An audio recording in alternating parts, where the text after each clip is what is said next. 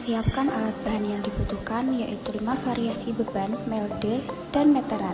Kemudian langkah yang kedua adalah timbang semua variasi beban, dan kita harus menimbang semua 5 variasinya dengan teliti.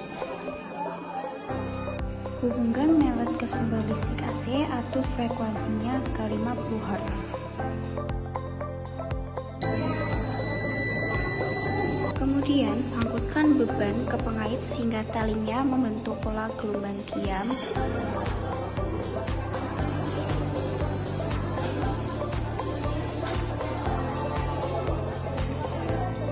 Langkah berikutnya adalah ukur panjang satu gelombang. Satu gelombang itu terdiri dari satu lembah dan satu gunung.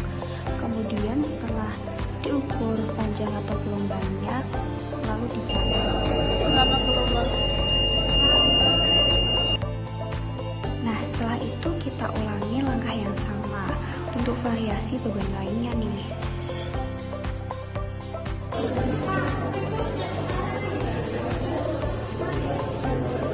Kemudian hubungkan melet ke sumber listrik AC, atur frekuensi ke 60 Hz, dan ulangi langkah tersebut kembali.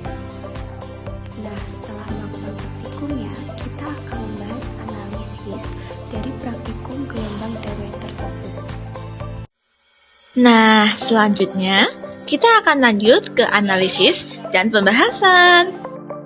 Nah, kita harus menghitung rata-rata panjang gelombang tiap frekuensi dan variasi beban. Nah, untuk di slide pertama ini, kita menghitung rata-rata panjang gelombang untuk variasi frekuensi 50 Hz. Tak lupa, kita menghitung untuk setiap variasi masanya dari beban 1 sampai beban 5. Hal yang sama juga kita lakukan untuk variasi 50 Hz. Kita hitung rata-rata panjang gelombangnya untuk variasi beban 1 sampai 5. Nah, teman-teman, selanjutnya kita akan menentukan gaya tarik untuk mencari cepat rambat gelombang nanti. Nah, gaya tarik ini kita menggunakan rumus massa dikali gravitasi dengan gravitasi sebesar 9,8 meter per second. Karena massa dari frekuensi 50 Hz dan 60 Hz ini sama variasinya, makanya hasil gaya tariknya juga sama ya teman-teman. Setelah itu, tak lupa kita menentukan nilai ralat dari gaya tarik. Berikut adalah persamaan yang kita gunakan untuk mengukur nilai ralat dari gaya tarik tersebut. Kenapa harus dicari? Karena untuk mencari nilai ralat dari cepat rambat nantinya, kita harus menggunakan nilai ralat dari gaya tarik juga. Cepat rambat gelombang dengan cara akar F dibagi dengan mu. F adalah nilai dari gaya tadi yang sudah kita hitung, dan mu adalah kerapatan tali dibagi dengan massa tali. Untuk mu ini kami sudah mendapatkan tetapan untuk percobaan ini yaitu 1,2 per 100. Nah, untuk frekuensi 50 Hz dan 60 Hz bisa kita lihat jika mereka memiliki cepat rambat yang sama ya teman-teman. Kenapa? Karena massa keduanya sama. Selanjutnya, kita cari nilai ralat dari cepat rambat gelombang tersebut. Nah, rumusnya delta V sama dengan setengah V dikali akar delta F per F kuadrat. Nah, ingat ya teman-teman, jika bilangan kuadrat di akar, maka hasilnya akar dan kuadratnya akan hilang, sehingga rumusnya menjadi V per 2 dikali delta F per F. Kenapa dibagi 2? Karena kita lihat di rumus tadi ada akarnya. Kemudian, kita hitung cepat rambat gelombang secara umum dengan menggunakan rumus V sama dengan F dikali lambda, alias frekuensi dikali panjang gelombang. Berikut adalah cepat rambat gelombang dengan cara umum dengan frekuensi 50 Hz. Hal yang sama juga kita lakukan pada frekuensi 60 Hz. Kita menghitung cepat rambat gelombangnya dengan mengkalikan frekuensi yang digunakan dengan panjang gelombang yang didapat.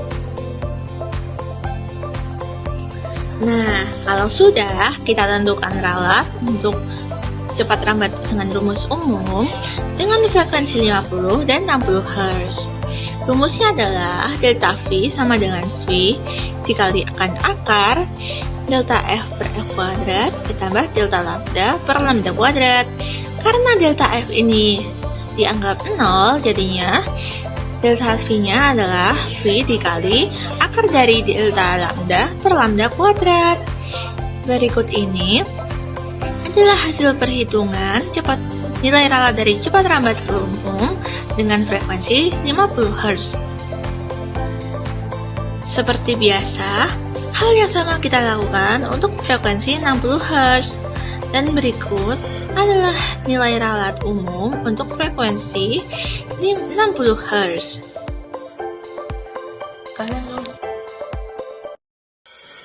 Jadi, kesimpulannya adalah 1.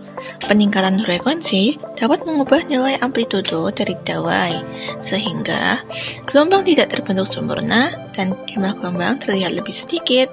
2. Pada perhitungan gelombang diam, terlihat bahwa cepat rambat gelombang tetap konstan, walaupun frekuensinya diubah.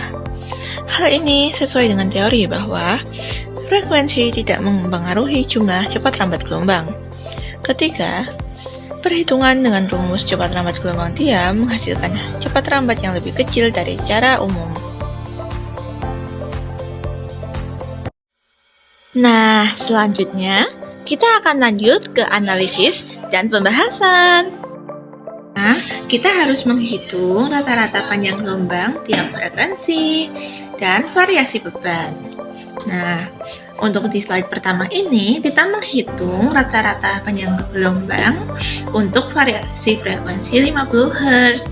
Tak lupa, kita menghitung untuk setiap variasi masanya dari beban 1 sampai beban 5. Hal yang sama juga kita lakukan untuk variasi 50 Hz. Kita hitung rata-rata panjang gelombangnya untuk variasi beban 1 sampai 5. Nah, teman-teman, selanjutnya kita akan menentukan gaya tarik untuk mencari cepat rambat gelombang nanti. Nah, gaya tarik ini kita menggunakan rumus massa dikali gravitasi dengan gravitasi sebesar 9,8 meter per second. Karena massa dari frekuensi 50 Hz dan 60 Hz ini sama variasinya, makanya hasil gaya tariknya juga sama ya teman-teman. Setelah itu, tak lupa kita menentukan nilai ralat dari gaya tarik. Berikut adalah persamaan yang kita gunakan untuk mengukur nilai ralat dari gaya tarik tersebut. Kenapa harus dicari? Karena untuk mencari nilai ralat dari cepat rambat nantinya, kita harus menggunakan nilai ralat dari gaya tarik juga. Cepat rambat gelombang dengan cara akar F dibagi dengan mu. F adalah nilai dari gaya tadi yang sudah kita hitung, dan mu adalah kerapatan tali dibagi dengan massa tali. Untuk mu ini kami sudah mendapatkan tetapan untuk percobaan ini yaitu 1,2 per 100. Nah, untuk frekuensi 50 Hz dan 60 Hz bisa kita lihat jika mereka memiliki cepat rambat yang sama ya teman-teman. Kenapa? Karena massa keduanya sama. Selanjutnya, kita cari nilai ralat dari cepat rambat gelombang tersebut. Nah, rumusnya delta V sama dengan setengah V dikali akar delta F per F kuadrat. Nah, ingat ya teman-teman, jika bilangan kuadrat di akar, maka hasilnya akar dan kuadratnya akan hilang, sehingga rumusnya menjadi V per 2 dikali delta F per F. Kenapa dibagi 2? Karena kita lihat di rumus tadi ada akarnya. Kemudian kita hitung cepat rambat gelombang secara umum. dengan menggunakan rumus V sama dengan F dikali lambda, alias frekuensi dikali panjang gelombang. Berikut adalah cepat lambat gelombang dengan cara umum dengan frekuensi 50 Hz.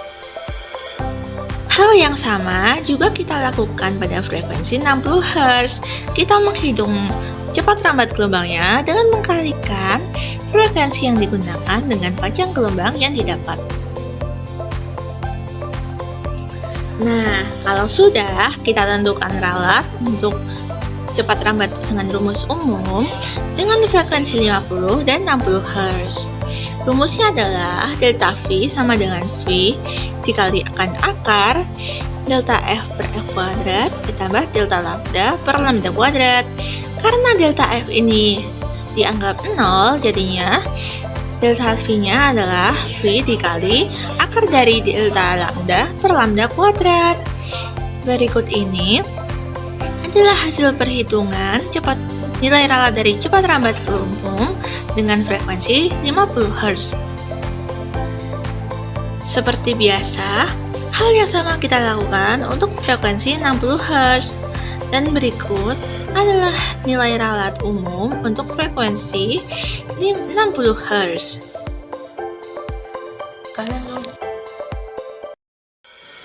Jadi, kesimpulannya adalah 1.